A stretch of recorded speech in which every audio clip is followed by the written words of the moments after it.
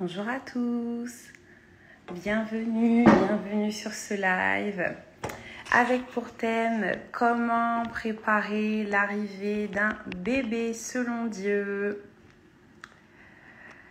Bienvenue, bonjour à tous. Donc aujourd'hui nous allons parler de la manière dont on prépare l'arrivée d'un bébé selon le Seigneur. Hello Cindy. Comment allez-vous? Avez-vous passé de belles journées? Oui, excellent. Que tu aies un bébé ou non, reste. On va parler de bébé, mais on va parler aussi de saison. Comment préparer l'arrivée d'un bébé selon Dieu. Bienvenue à toutes et à tous. Donc comme je disais, que tu aies eu un bébé ou pas, eh bien viens. Reste, demeure. Eh bien moi aussi ça va, merci. J'ai passé une belle journée également. Bonsoir Elsa, comment vas-tu? Bonsoir Steph. Bonsoir Marina. Arrivez. Donc, comme vous pouvez le voir aujourd'hui, le sujet, c'est comment préparer l'arrivée d'un bébé selon Dieu. On vous attend. N'hésitez pas à partager le live autour de vous, à inviter des personnes enceintes ou pas, dans la saison du mariage ou pas encore. On parle de préparation, donc ça concerne tout le monde. Ça fera gagner du temps à ceux qui ne sont pas encore dans la saison des enfants, mais je pense que tout le monde doit enfanter quelque chose.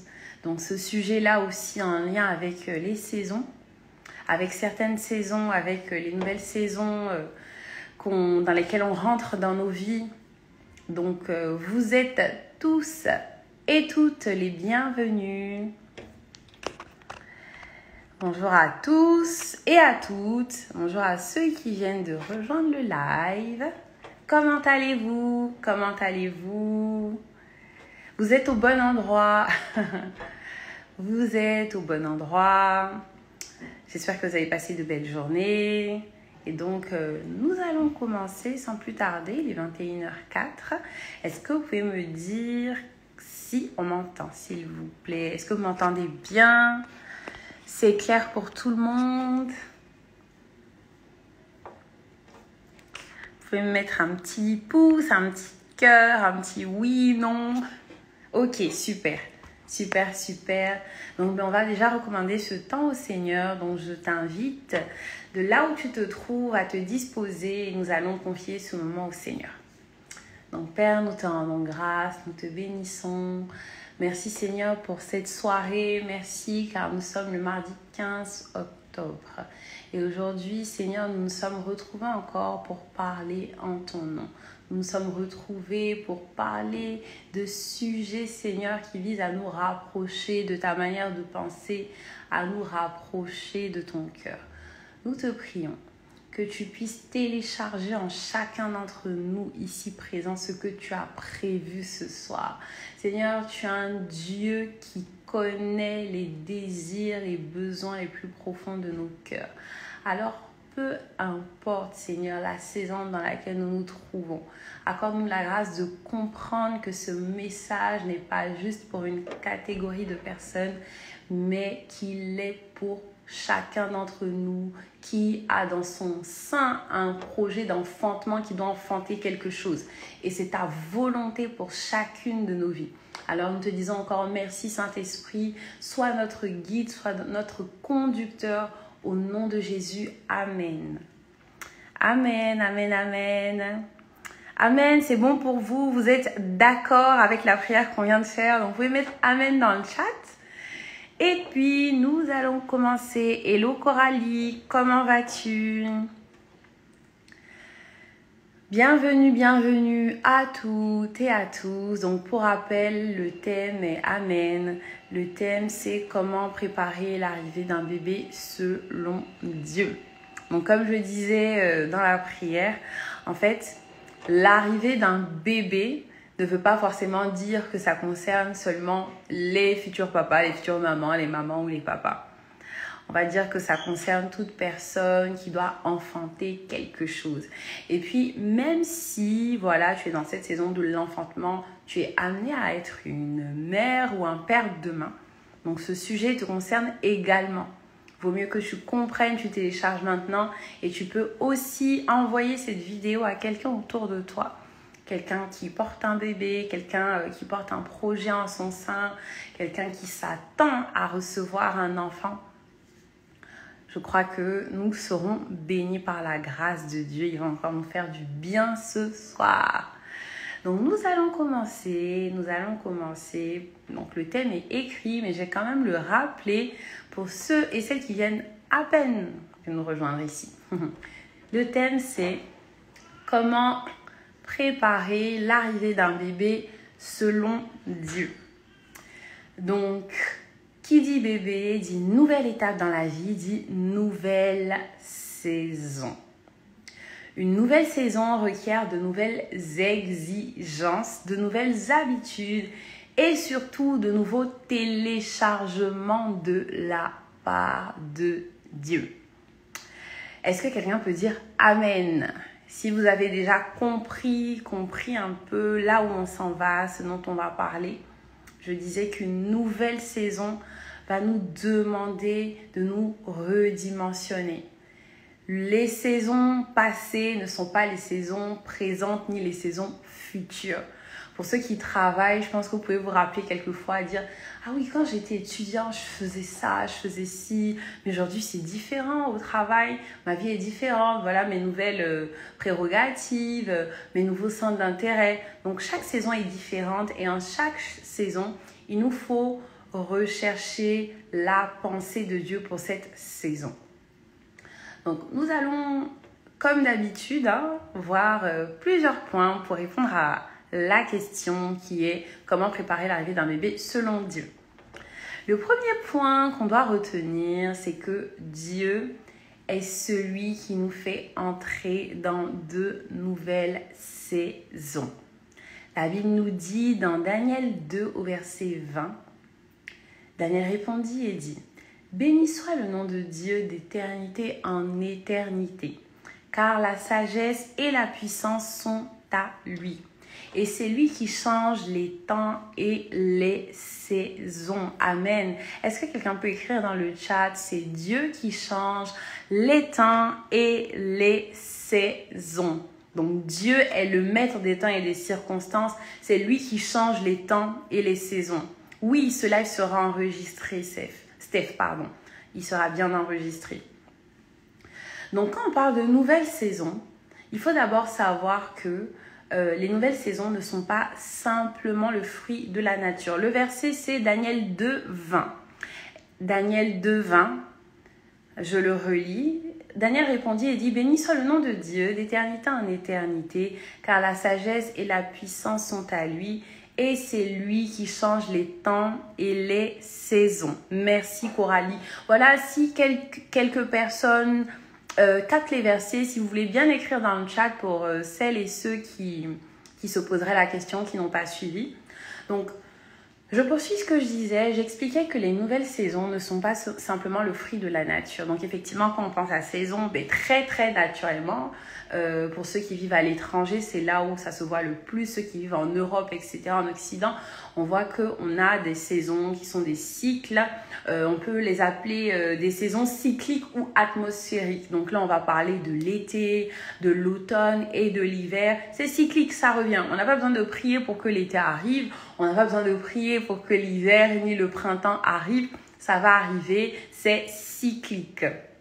On a également ce qu'on peut appeler les saisons de la vie. Donc, on a l'enfance, la jeunesse, la vieillesse. Ça, c'est pareil. À chaque être humain qui naît, il va traverser ces saisons-là aussi.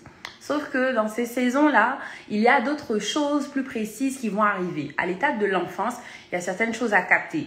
À l'étape de l'adolescence, la jeunesse, il y a d'autres choses également à capter. Et dans la vieillesse aussi, il y a autre chose à faire. ce n'est pas parce que tu es passé par l'enfance que tu vas réussir forcément ta jeunesse et que tu auras une vieillesse sereine. Non, c'est là où on a besoin de capter le cœur et la pensée de Dieu pour chaque saison. Donc là, bien entendu, le thème, c'est comment préparer l'arrivée d'un bébé selon Dieu. Je fais le parallèle avec la saison parce que accueillir un enfant, c'est un changement de saison. Et je disais tantôt que toutes et tous qui est connecté à ce live, vous portez en votre sein une forme d'enfantement, une grossesse, un projet. En tout cas, Dieu a des desseins pour chacun d'entre vous. Raison pour laquelle vous êtes concerné également par ce sujet. Donc, il va parler précisément de la grossesse, mais il va englober également, on va dire, les saisons de la vie. Donc, accueillir un enfant fait partie des saisons de la vie. Donc, on sait comment on fait pour avoir un enfant. C'est sûr, on parlait des saisons, on a parlé des saisons cycliques ou atmosphériques qui sont l'été, l'automne, l'hiver qui arrivent naturellement selon la programmation de Dieu. On a parlé des saisons de la vie aussi, c'est un processus naturel. Sauf que effectivement, dans l'enfance, c'est pas forcément le moment le plus approprié d'avoir un enfant. Donc, lorsque on rentre, on va dire, dans cette saison d'enfantement, et c'est là où j'ai envie de te dire, connecte-toi spirituellement, détache-toi du mot forcément grossesse, du fait que tu n'as pas un bébé dans ton ventre là pour comprendre ce qu'on est en train de dire maintenant. Donc, lorsque tu es dans la saison de porter une grossesse, de porter un projet, de porter un bébé, Dieu va te demander certaines choses. En fait, tu auras besoin tout simplement de capter la pensée de Dieu. Pourquoi? Parce qu'on disait que c'est Dieu qui nous fait entrer dans de nouvelles saisons, d'où le verset qu'on a partagé. Donc, accueillir un enfant, ça fait partie des saisons de la vie. Pour avoir un enfant, on le sait tous, on ne va pas faire des cours de sciences, un homme et une femme s'associent, voilà, et ça donne un enfant, un bébé. Donc, on peut dire que c'est un processus naturel parce que deux personnes qui vont ensemble, qui ont des rapports sexuels ensemble, auront un enfant. Toutefois, ce processus est peut-être naturel, mais c'est Dieu qui le permet. Je rappelle, le point dans lequel on est, c'est que c'est Dieu qui nous fait entrer dans de nouvelles saisons. Là, en fait, ce qu'il faut comprendre, c'est même si, en fait, les saisons ou les choses dans lesquelles Dieu nous positionne, donc par exemple pour la grossesse dont on parle, même si en fait la règle elle est la suivante, un homme et une femme ont des rapports sexuels, ont des enfants, c'est quand même Dieu qui permet. Par exemple, on connaît tous ou pas, mais on sait très bien qu'il y a certains couples qui n'arrivent pas à avoir d'enfants malgré la mise en application du processus. Donc, derrière chaque explication naturelle, chaque processus naturel, il y a la main de Dieu, il y a un mouvement spirituel avant tout. C'est la raison pour laquelle il faut aller auprès de celui qui a fait bouger les choses dans le ciel pour qu'il nous montre ce qu'il faut faire.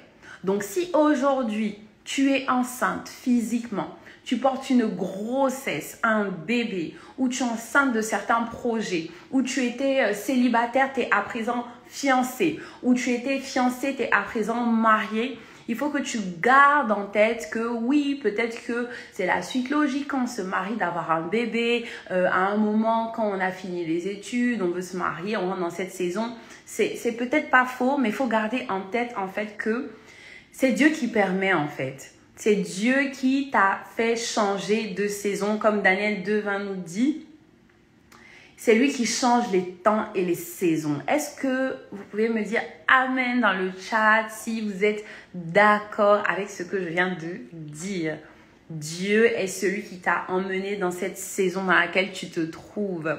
Si tu ne te trouves pas encore dans cette saison, comprends que le changement de saison nous vient de Dieu. Si tu t'attends à Dieu pour une demande quelconque, pour un changement de saison, on a énoncé plusieurs choses, que ce soit pour l'enfantement, que ce soit pour le mariage, que ce soit pour le travail ou autre, garde en tête que c'est Dieu qui change les temps et les saisons. Derrière chaque explication naturelle, il y a le mouvement spirituel de Dieu. Amen. Amen. Et il faut, comme je viens de le souligner, aller auprès de celui qui change les saisons pour qu'il nous montre ce qu'il faut faire. Le psaume 32 au verset 8 nous dit « Je t'instruirai et je te montrerai la voie que tu dois suivre. Je te conseillerai, j'aurai le regard sur toi. » Lorsqu'on entre dans une nouvelle saison, on peut se sentir perdu. Par exemple, lorsqu'on doit accueillir un bébé, c'est tout nouveau. On n'a jamais eu de bébé avant. Pour les personnes dont c'est le premier bébé, même celles, donc voilà, pas forcément le premier bébé, mais avant tu avais un bébé, aujourd'hui tu as 2 bébés à gérer. Tout est nouveau. Mais justement, quand tu changes de saison, quand tu rentres dans ce nouveau travail, quand tu finis tes études et que tu dois trouver un nouveau travail, quand tu étais célibataire et que maintenant tu es fiancé, quand tu es fiancé et que maintenant tu dois te marier, qu'ensuite tu dois avoir un bébé, mais Dieu ne te demande absolument pas d'être seul. Et le psaume 32, verset 8, Coralie nous l'a écrit dans le chat, nous dit « Je t'instruirai, et te montrerai la voie que tu dois suivre. Je te conseillerai, j'aurai le regard sur toi. » Donc Dieu n'attend plus que nous pour nous donner des directives. Donc si jusqu'ici, tu as abordé une nouvelle saison, tu sens qu'une nouvelle saison arrive et que tu es en train de réfléchir, tu es en train de te questionner, tu es en train de te demander comment tu vas faire, dis-toi, Dieu m'attend pour me donner les instructions pour la nouvelle saison à venir. Amen. Et maintenant, on va aller un peu plus en profondeur dans le sujet de l'enfantement. Et là, je veux que tu vois enfantement naturel, grossesse naturelle, mais également grossesse spirituelle. Donc, pour parler de la grossesse naturelle, c'est pour ça que je dis durant ce live, sois connecté. Si tu parles par l'esprit, prie par l'esprit. Sois connecté, que je te parle, que tu reçoives ta part également. Et si tu n'es pas encore marié, comme je disais, télécharge ces choses-là. Ne les prends pas juste spirituellement dans le sens où, voilà, moi je ne suis pas encore enceinte, mais je le vois que aller pour ma vie, pour mes projets et tout. Vois aussi pour tes futurs enfants, comment tu vas vivre ta prochaine grossesse. Tout ça, c'est des manières en fait d'activer en fait certaines saisons. C'est des manières de montrer à Dieu que je me prépare en fait. Dieu... la Bible nous dit que Adam et Ève étaient dans le jardin et Dieu a dit à Adam, il n'est pas bon que tu sois seul. On peut dire, il n'est plus bon que tu sois seul. Ce qui signifie que à un moment, il était bon que tu sois seul. Donc, de cette même manière, ton changement de saison peut être déterminé par s'il est bon ou pas que tu passes ce cap. Je ne sais pas si c'est clair ce que je dis. En fait, la manière dont tu vas te comporter, la manière dont tu vas te préparer va déterminer comment Dieu va te regarder et juger, discerner qu'il n'est plus bon que tu restes dans cette saison. Donc, là où tu es en train de te préparer, même si on est en train de parler de grossesse, toi tu prends le temps de t'asseoir, de dire je télécharge cette pensée spirituellement, oui, mais je la télécharge également pour mes projets à venir. Je suis en train de montrer à Dieu que tu te prépares. Tu te prépares parce que qui dit enfant dit mariage, dit fiançailles. Je suis en train de te préparer à accéder à de nouvelles saisons. Amen. Dieu est esprit. Il ne faut pas voir les choses naturellement. Lorsqu'on se connecte à Dieu, lorsqu'on veut faire les choses avec Dieu, il faut avoir la foi. La Bible nous dit que la foi est une ferme assurance des choses qu'on espère, une démonstration de celles qu'on ne voit pas. Ce qui signifie que, alors que tu es connecté à ce live, tu dis Seigneur, je viens m'asseoir pour écouter ça. Moi qui suis un homme, j'attends un enfant, j'attends le mariage. Moi qui suis une femme, j'attends le mariage, j'attends un enfant ou j'attends de changer de saison. Je me connecte à cette parole de manière prophétique et je télécharge mon entrée dans une nouvelle saison parce que je comprends l'importance de la préparation pour toi. Alors même les sujets auxquels je n'accède pas encore, je discerne que je dois me préparer, je dois capter ton cœur. Amen. Et Dieu va le faire dans ta vie, c'est ta disposition de cœur au nom de Jésus. Amen. Donc, concernant l'enfantement, si Dieu se soucie de ta naissance spirituelle, celle qu'on appelle nouvelle naissance, Dieu se soucie également de ta naissance naturelle, de la naissance naturelle. La nouvelle naissance, c'est lorsque tu acceptes de donner ta vie à Jésus, que tu renonces à ta vie ancienne, que tu passes par les eaux du baptême et que tu décides de marcher en nouveauté de vie avec le Seigneur. On parle de nouvelle naissance parce que 2 Corinthiens 5, 17 nous dit « Les choses anciennes sont passées, voici, toutes choses sont devenues nouvelles. » Donc, c'est quelque chose qui intéresse Dieu. On va souvent dire, donne ta vie à Jésus, etc. Convertis-toi. C'est le processus pour marcher avec le Seigneur. Ben, imaginons donc alors ce que Dieu pense de la naissance naturelle. De lorsque ce bébé, il est dans le ventre de sa mère et qu'il doit voir le jour. C'est le premier accès à ce monde physique avant même de donner la vie, sa vie à Dieu, de se consacrer au Seigneur. Eh bien, on passe les portes du ciel, on était avec Dieu dans le ciel et puis il nous catapulte sur la terre.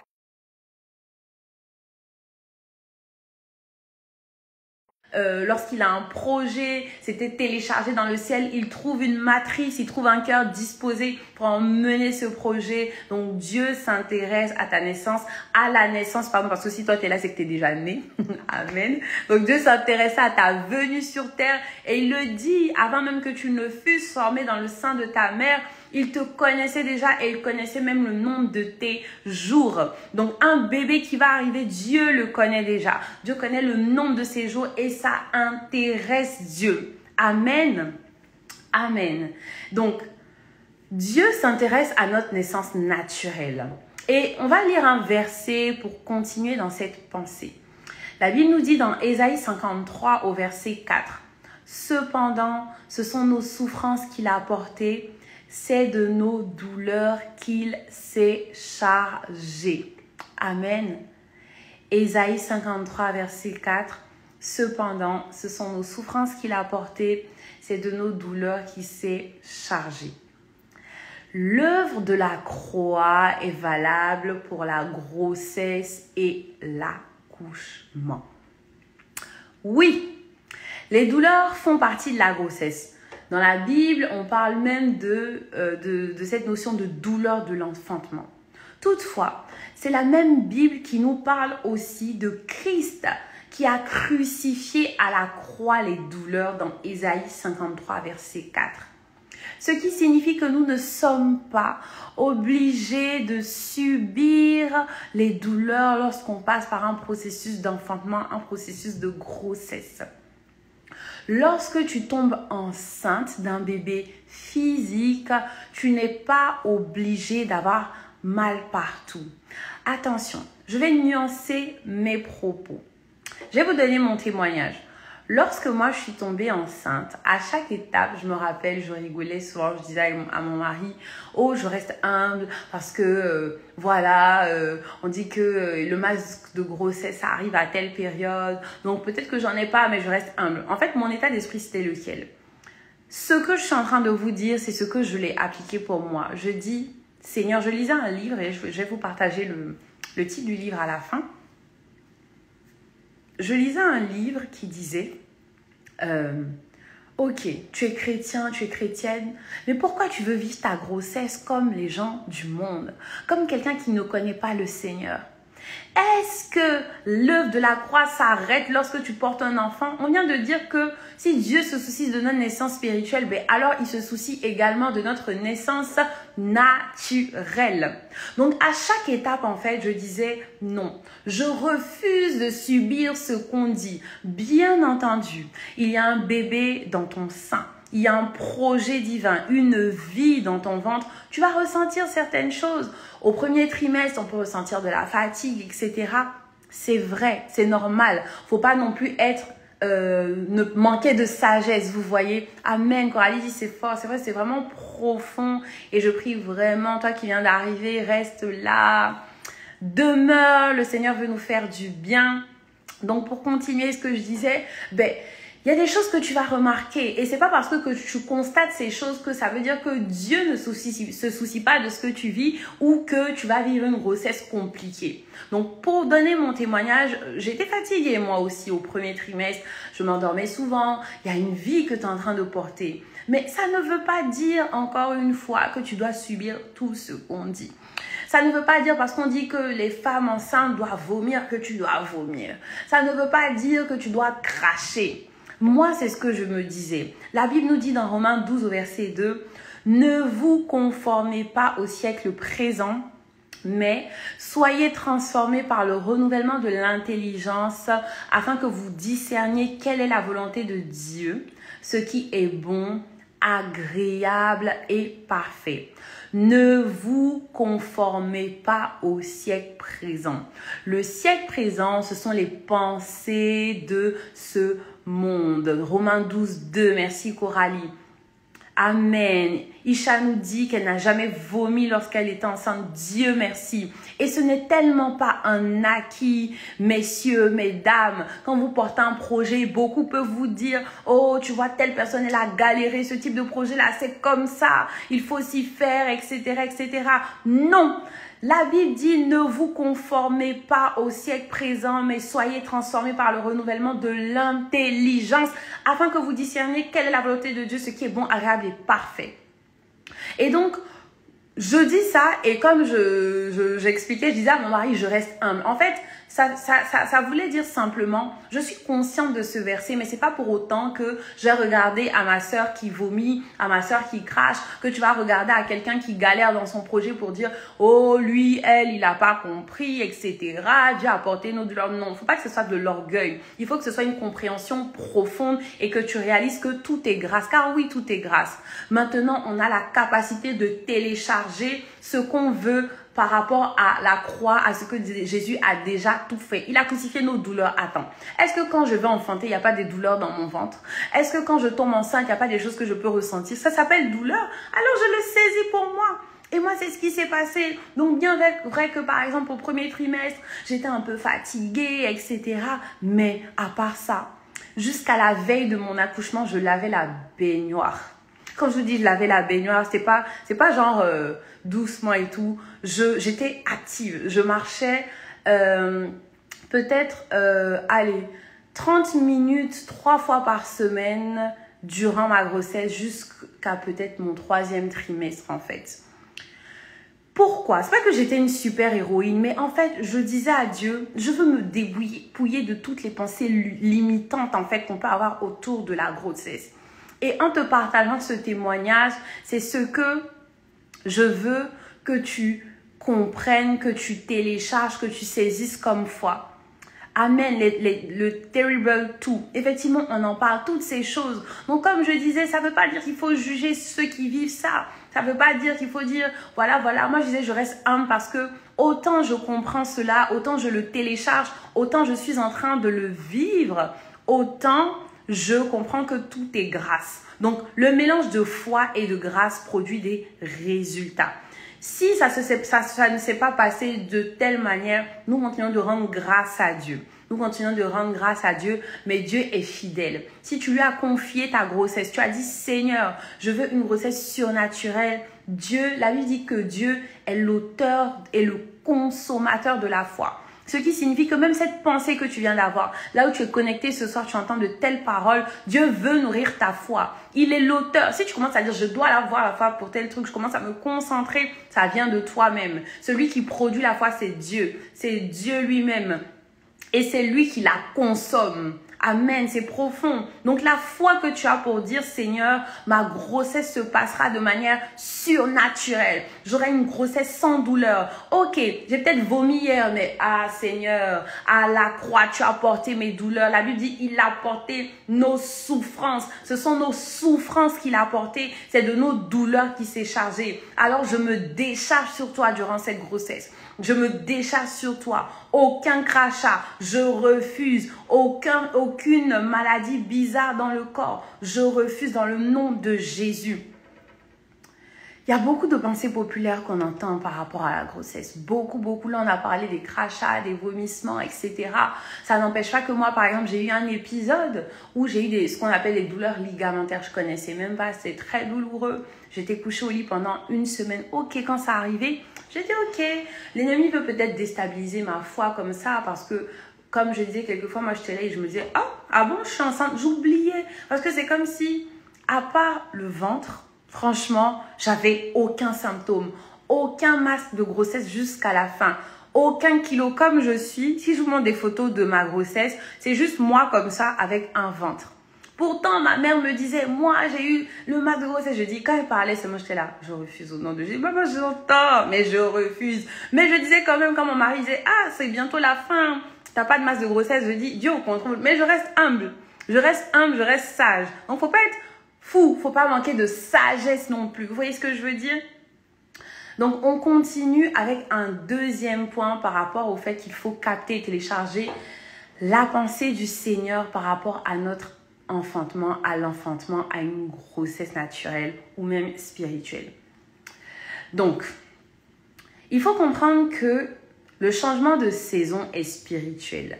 On rentre dans une saison spirituelle et nous devons nous redimensionner.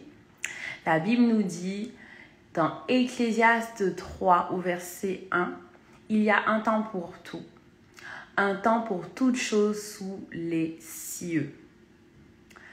Dieu te montrera ce qu'il faut faire pour être à ton poste durant cette nouvelle saison.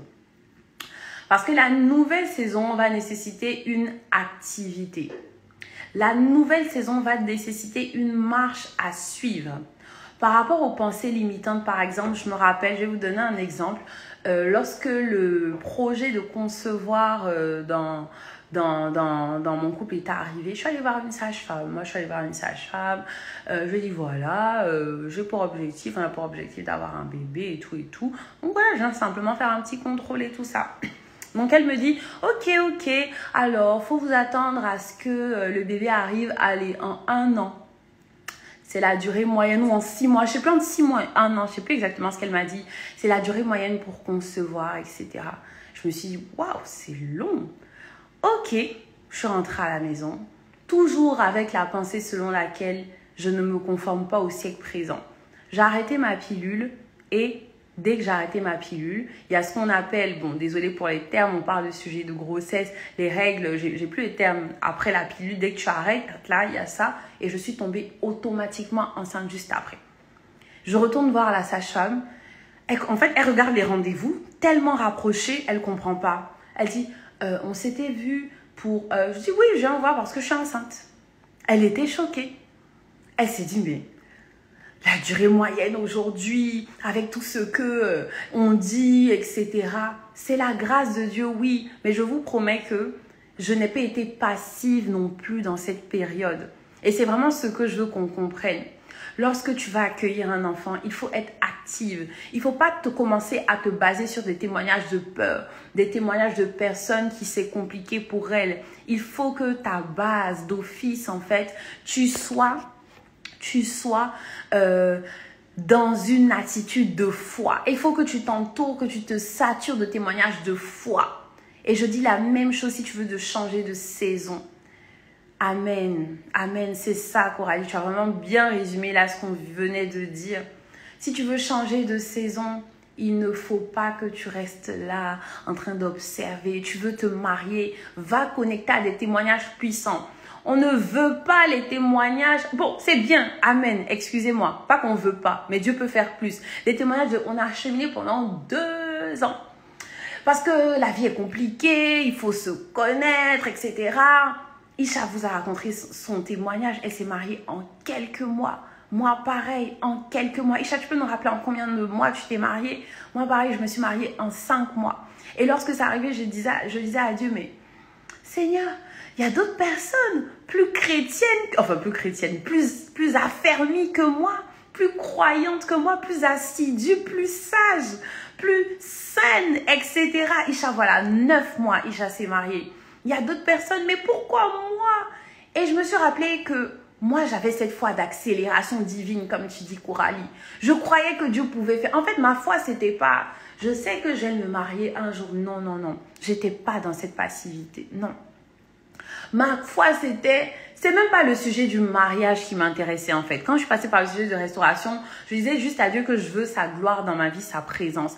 Ma foi, c'était, je crois au Dieu du tout à coup brusquement. La femme à la perte de sang, Jésus ne lui a pas imposé les mains. Elle a juste touché le pan de sa robe et elle a eu la foi que si elle touchait juste le pan de sa robe, elle allait guérir et elle était guérie. C'était ça ma foi. J'ai dit, Seigneur, c'est ça, c'est ça.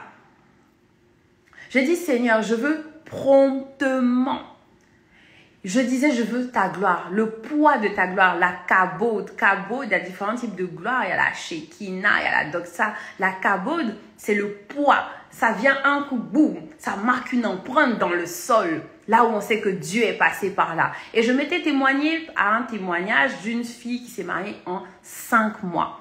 Franchement, je me suis connectée à ce témoignage. C'était pas tant par rapport au fait de me marier aussi vite, mais je me disais, il y a un Dieu qui fait ça pour quelqu'un.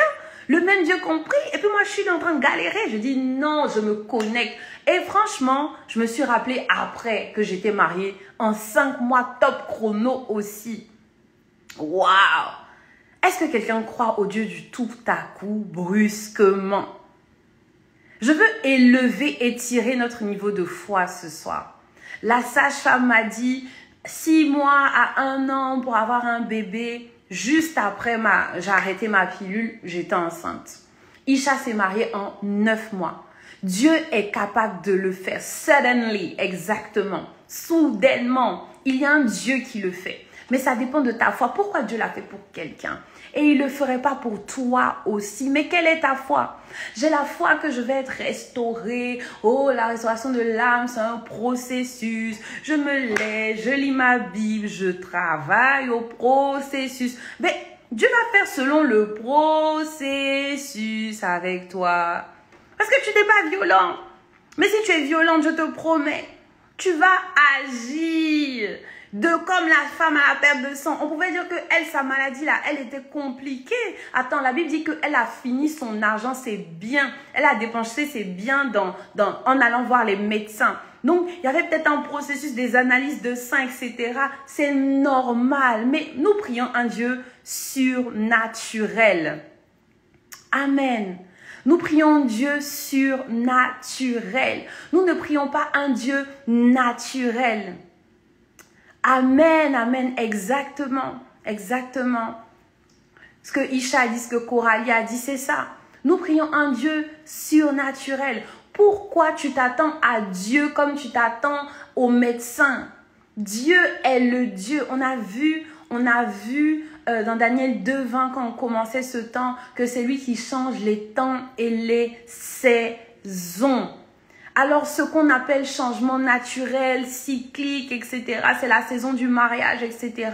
Oh, il faut trouver un frère, etc. Mets ta foi en Jésus. Mets ta foi en Jésus, il est capable. Et reste humble. Reste humble. Comprends, Coralie écrivait tout à l'heure, foi plus, je ne sais plus comment elle avait écrit, mais la grâce. Sois consciente que c'est la grâce. Pas de foi, acte prophétique, c'est exactement ça. C'est exactement ça. C'est ce que je veux nous transmettre ce soir. Il faut que tu sois à ton poste durant le changement de saison. Pour être à ton poste, ça veut dire qu'il faut que tu sois éveillé spirituellement. Il ne faut pas que tu sois passif. Il faut que tu poses des actions. Il faut que tu te satures de témoignages. Il faut que tu te satures de pensées concernant le cœur de Dieu, de la parole de Dieu tout simplement. Pour marcher dans une grossesse selon son cœur, pour activer ce changement de saison, pour vivre ce changement de saison selon la pensée de Dieu. Donc, est-ce que c'est bon pour vous pour cette partie? Est-ce que quelqu'un peut dire Amen? On peut aller encore plus en profondeur, mais on va passer à une autre partie. Et puis, s'il y a des questions, on va développer.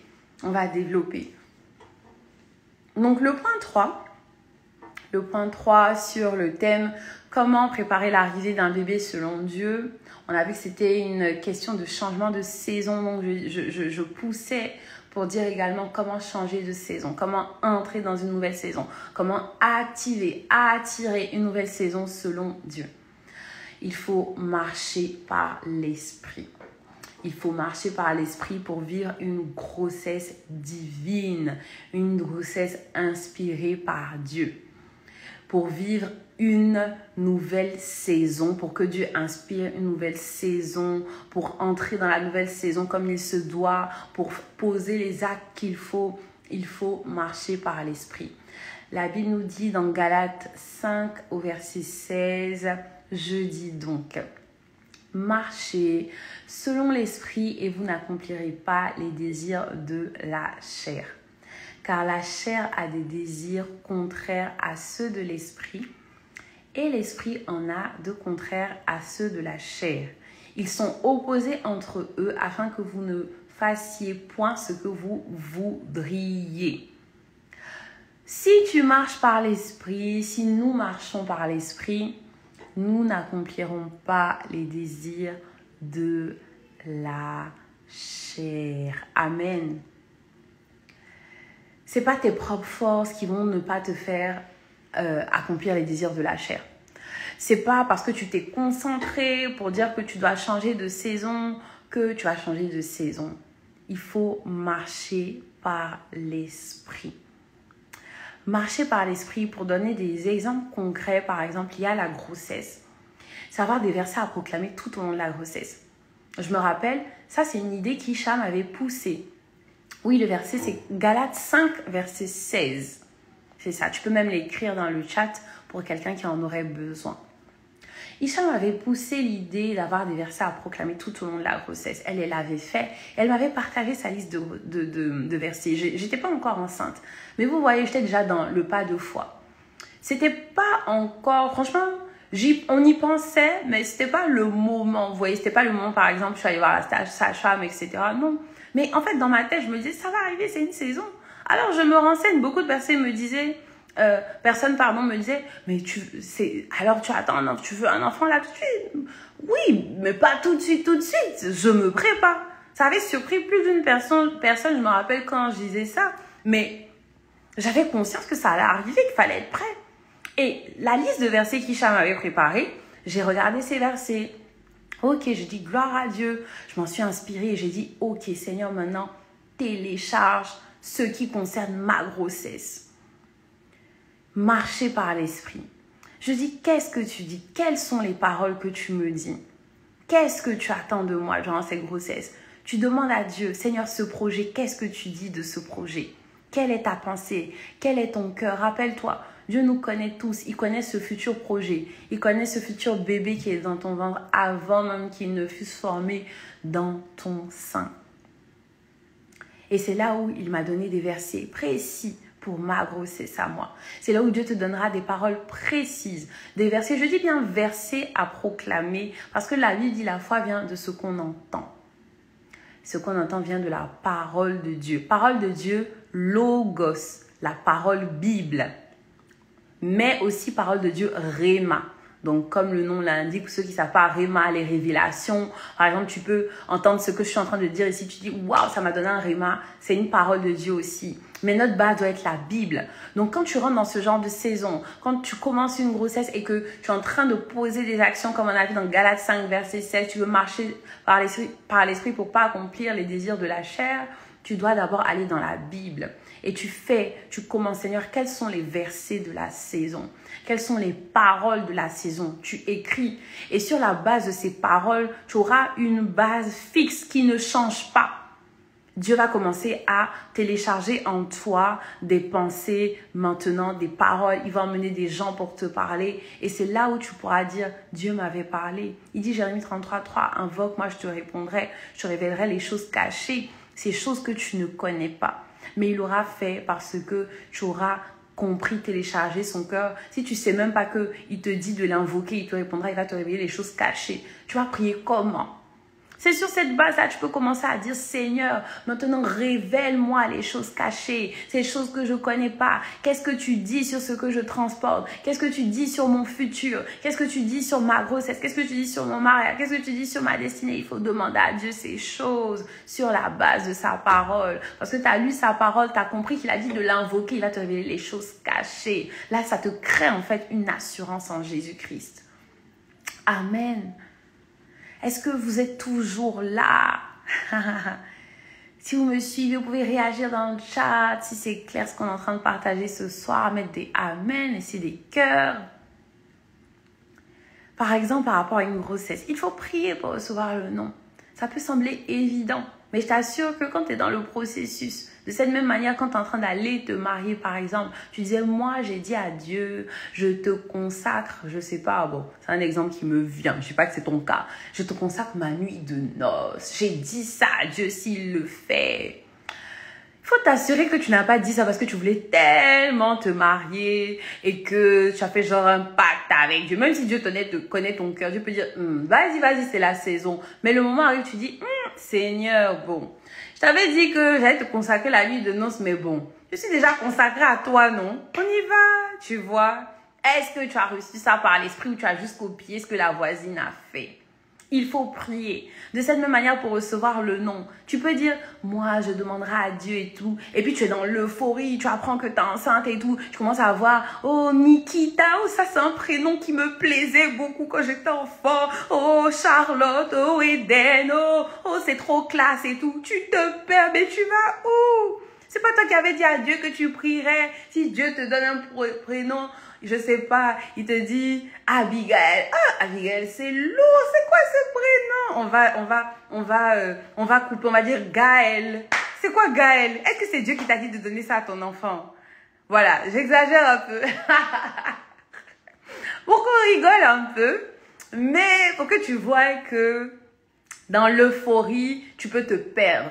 Si tu n'as pas téléchargé ce que Dieu te dit d'abord sur la base de sa parole, quand le moment va arriver, tu seras perdu. Il y a Coralie qui rit, il y a Tennessee qui rit, sometimes be always. Je ne sais pas ce que ça veut dire, gloire à Dieu, on a des anglophones parmi nous. Mais c'est vrai en fait, on rigole mais c'est vrai. Si tu n'as pas téléchargé ce que Dieu dit par rapport à la nouvelle saison, je t'assure, ça peut être vraiment compliqué quand tu y seras. Tu fais plein de promesses à Dieu maintenant parce que tu n'es pas encore entré dans la saison. Parce que le mari n'est pas venu. Parce que le bébé n'est pas encore arrivé. Marchez par l'esprit et vous n'accomplirez pas les désirs de la chair. Et comme je le disais, ça commence maintenant. Il faut être actif. Il faut être actif. Où se situe ta foi?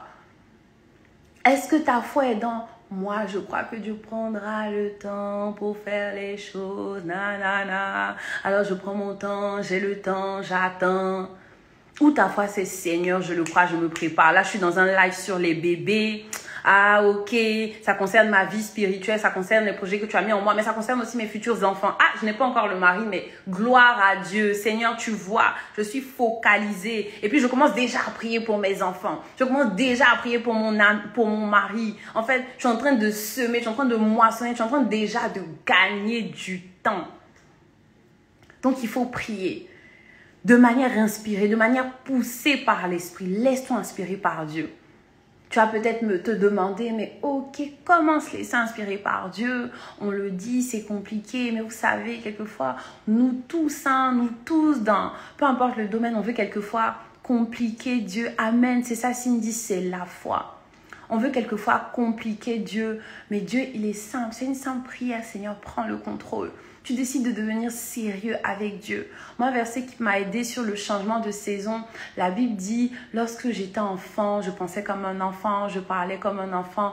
Maintenant que je suis devenue adulte, j'ai pris le temps de délaisser les choses de l'enfance. En fait, la Bible nous a montré que lorsque tu étais enfant, en fait, tu manifestais les choses de l'enfant, mais tu ne deviens pas adulte juste parce que ton âge passe. Tu ne changes pas de saison parce que ton âge passe. Tu ne rentres pas dans l'entrepreneuriat parce que ton âge passe. Tu ne te maries pas parce que ton âge passe. Tu ne commences pas une entreprise parce que c'est l'âge où on commence une entreprise. Non. Ton âge, c'est un fait. On a vu les changements cycliques ou atmosphériques. Le changement d'âge, c'est naturel. Mais le changement de saison spirituelle, là où tu télécharges de nouvelles choses, on a vu que c'est Dieu qui fait changer les saisons. Mais on comprend Également qu'on a une action. On parle depuis d'action. Je fais le choix de délaisser les choses de l'enfance. Qu'est-ce qui est dans ta vie qui est les choses de l'enfance? Et ça peut être lié à la grossesse, au mariage, aux fiançailles, au domaine professionnel, au domaine émotionnel, au domaine spirituel de ta tante quelque part. Peu importe les domaines en fait. Qu'est-ce qui est de l'enfant? Est-ce que c'est des raisonnements?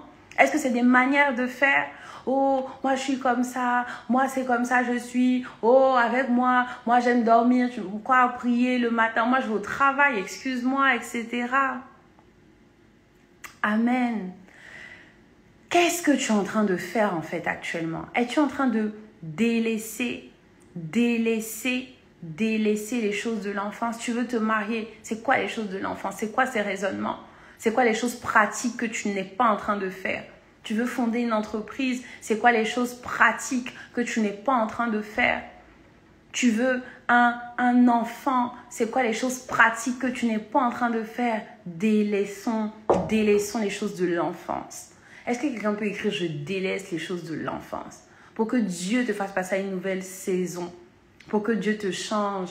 Il faut que toi-même, comme la Bible dit, délaisse les choses de l'enfance. Amen. Par exemple, par rapport à l'enfantement, à la grossesse, une astuce aussi que je peux te donner, c'est de consacrer chaque mois. Chaque mois, amen, je délaisse les choses de l'enfant. Chaque mois qui passe, tu peux t'intéresser à son développement. Il y a plein d'applications maintenant que tu télécharges et tu vois comment bébé évolue mois après mois, etc. Amen, Dieu veut instaurer la maturité, c'est ça. Parce que Dieu ne donne rien aux enfants. Peu importe en fait. Tu peux déjà être marié, avoir des enfants et puis tu es encore dans certaines choses dans l'enfance. Amen, amen, amen. Vraiment, les filles, ce qu'on est en train de faire, c'est prophétique en fait. On est en train de l'écrire, c'est prophétique. Il y a des choses qu'on n'ose même pas écrire parce que voilà, oh non, c'est nous, moi je suis mariée, attends, de délaisser quelque chose de l'enfance. Ah, moi c'est moi quand même de délaisser quelque... Mais en fait, on est en train de dire à Dieu, on s'humilie devant toi. On reconnaît que nous ne sommes pas parfaits et que tu as besoin de notre maturité pour changer les choses. Alors Seigneur, nous le disons humblement, moi-même la première, je délaisse les choses de l'enfance pour accéder à la nouvelle saison. Pour accéder à la nouvelle saison. Amen. Amen, amen, amen.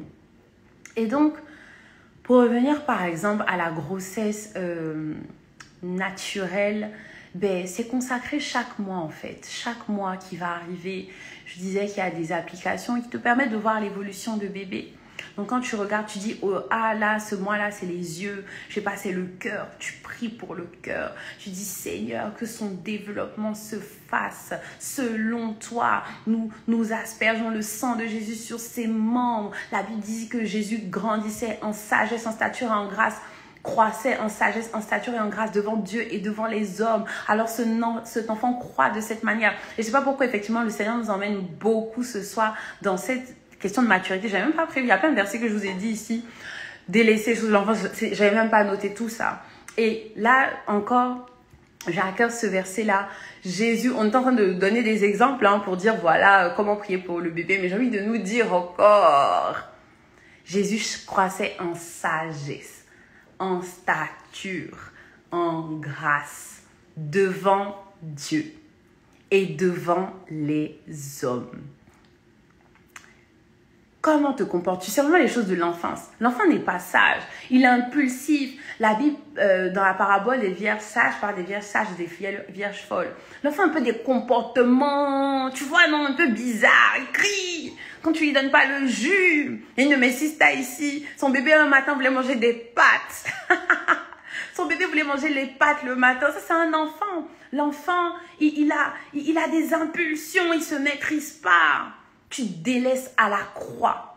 À la croix, tu délaisses. On a dit les douleurs de l'enfantement. On a commencé par dire ça. Dieu les a portées à la croix. Ces mauvais désirs, ces choses à restaurer dans ton âme, Dieu les a cloués à la croix. Seigneur, je délaisse cette impulsivité à la croix. Ce n'est pas par nos propres forces. Ce n'est pas par notre intelligence. C'est par l'Esprit de Dieu.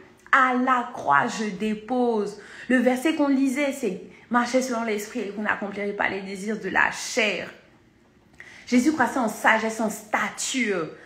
Quelle est ta stature? Est-ce que tu ressembles encore à une enfant dans ton comportement? Tout est là, toujours, à faire des histoires à tout le monde. Ah, tu m'as pas appelé, ah, tu m'as oublié. Ah, il y a quoi? On se connecte un peu à ton, on vient causer avec toi, tu es toujours en train de faire des reproches. C'est quoi ta stature spirituelle? Est-ce que tu as compris que aller à l'église, croire en Dieu, être sérieux avec Dieu, c'est pas que je sais pas, pour cocher une case. Merci Tennessee pour le verset. Merci Tennessee pour le verset. Luc 2, verset 52. Est-ce que tu as compris ça? Je nous parle comme ça parce que je crois que si nous sommes dans ce live ici, c'est qu'on est en train de télécharger certaines choses. On est en train de vouloir passer à une nouvelle dimension. Là, c'est pas la nourriture de bébé comme on dit. On n'est pas en train de boire du lait. On est en train de manger les vraies choses parce qu'on veut aller dans d'autres sphères. Il y a Isha qui nous dit, vraiment, Donc vraiment, Jésus croissait en stature et en grâce devant Dieu et devant les hommes. La grâce. À quel point tu fais du bien aux gens? Est-ce que tu fais grâce aux gens? Tu veux que Dieu te fasse grâce, mais est-ce que toi tu fais grâce? On te fait quelque chose. Oh, il m'a fait ça. Ah non, non, non, non, c'est chaud. Ah, moi je n'ai jamais fait ça. Lui, il m'a fait ça. Fais grâce. C'est vrai que c'est pas facile. Mais si tu fais grâce, Dieu te fera grâce. L'apôtre Mohamed Sanogo a donné un exemple une fois sur la grâce. Ça m'a vraiment marqué.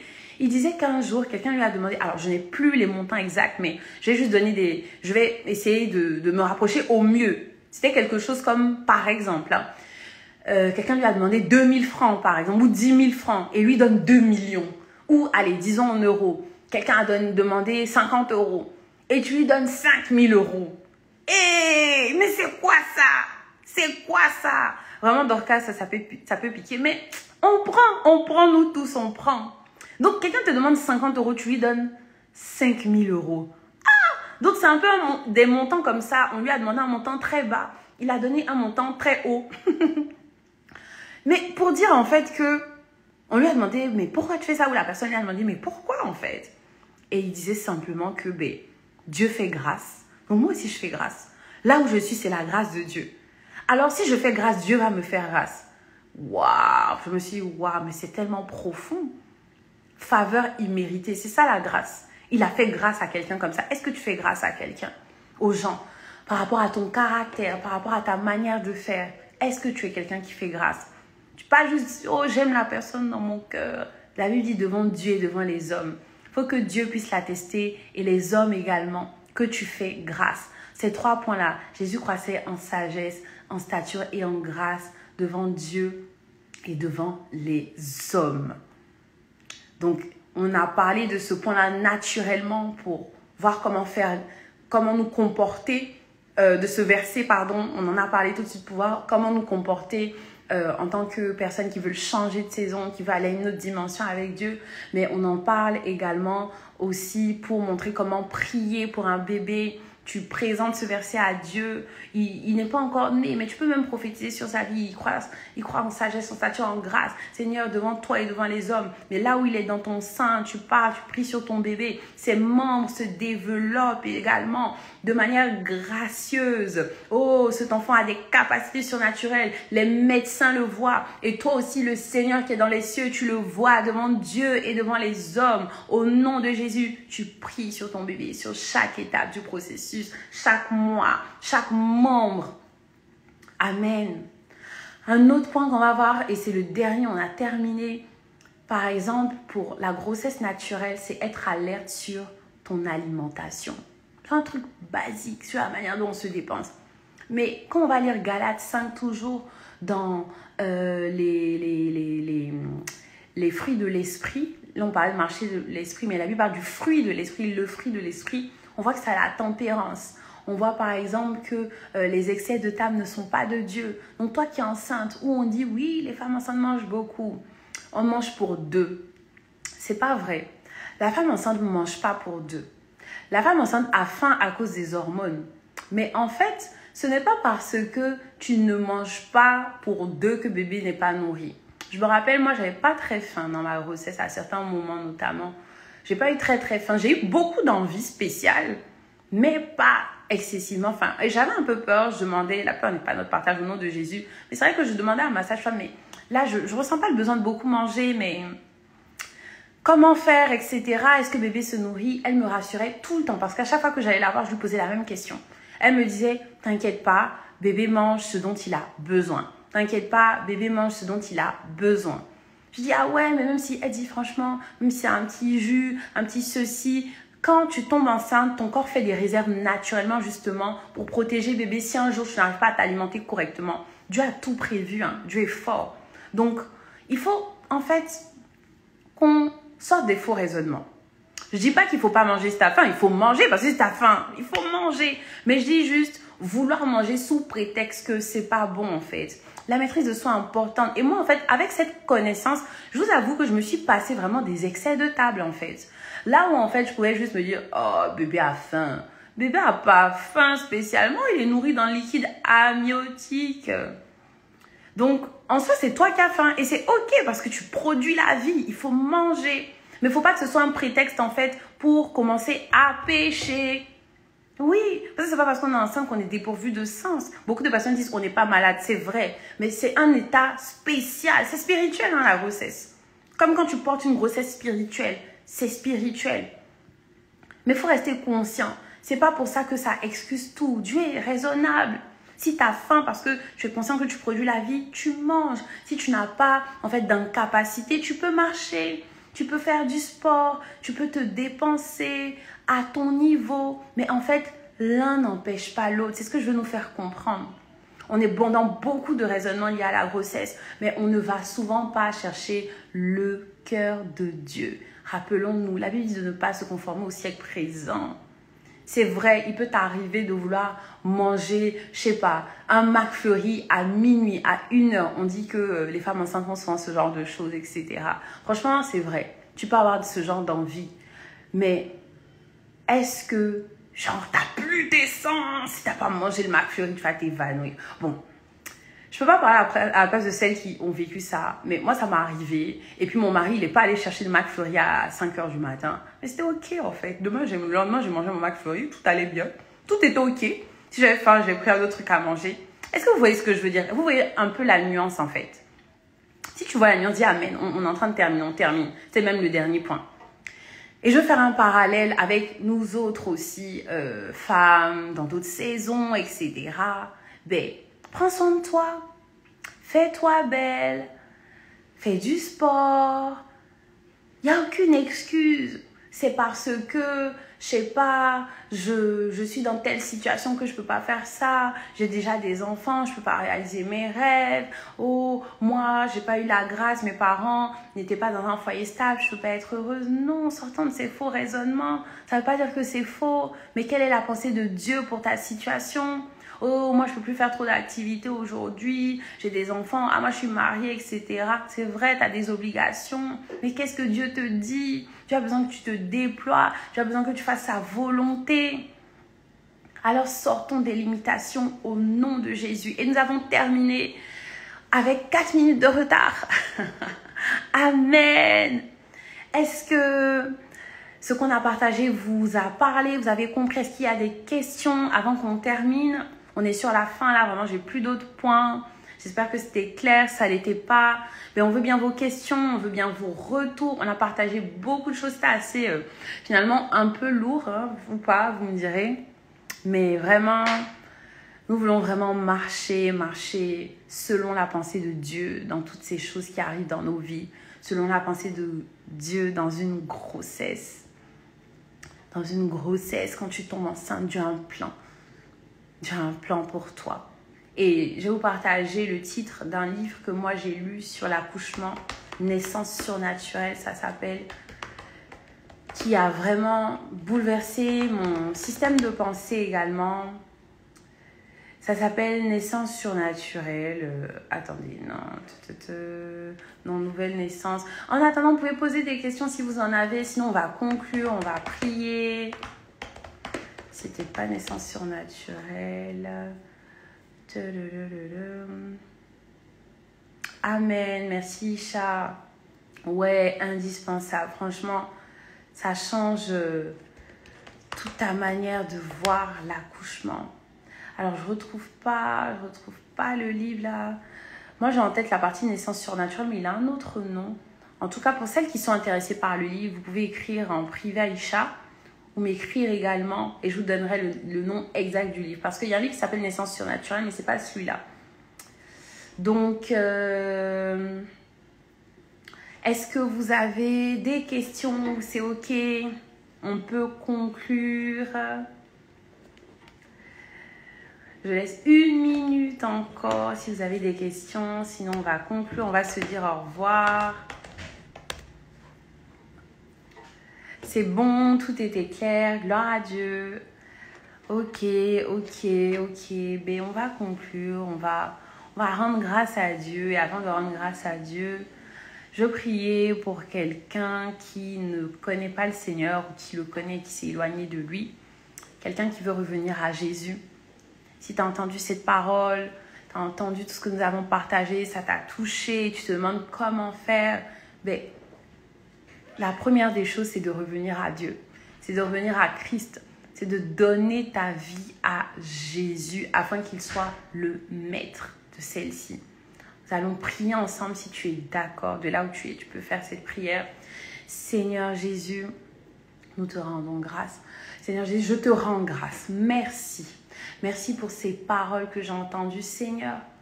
Aujourd'hui, je reconnais que je ne marchais pas avec toi. Je reconnais que j'ai péché contre toi. Je décide de revenir à toi. Je décide de revenir à la maison. Je décide de t'accepter comme mon Seigneur et mon Sauveur personnel. J'accepte de marcher en nouveauté de vie avec toi, de délaisser les choses du passé. Aujourd'hui, Seigneur, je m'engage à te laisser conduire totalement ma vie. Au nom de Jésus, Amen. Si tu as fait cette prière, eh bien, c'est peut-être naturel autour de toi. Y a pas de, tu ne vois pas d'ange, il n'y a rien qui a changé. Mais cette prière était spirituelle, elle était surnaturelle, elle était puissante. Le Seigneur t'a visité. La Bible nous dit que si tu confesses de ta bouche, si tu crois dans ton cœur, tu confesses de ta bouche le Seigneur Jésus, tu seras sauvé. Tu viens de confesser de ta bouche. Tu fais maintenant partie du royaume des cieux. Ne reste surtout pas seul. Si tu as fait cette prière, tu peux écrire sur le compte Isha Préserve ton cœur. Tu peux lui écrire un message pour te montrer ce qu'il faut faire par la suite. C'est pas fini. Il faut que tu demeures avec des personnes qui vont t'accompagner, qui vont t'expliquer ce que tu viens de vivre et qui vont te permettre de grandir davantage. On a parlé de grandir, de maturité pour posséder notre héritage en Christ parce que Dieu a un héritage pour toi. Il faut que tu le possèdes maintenant.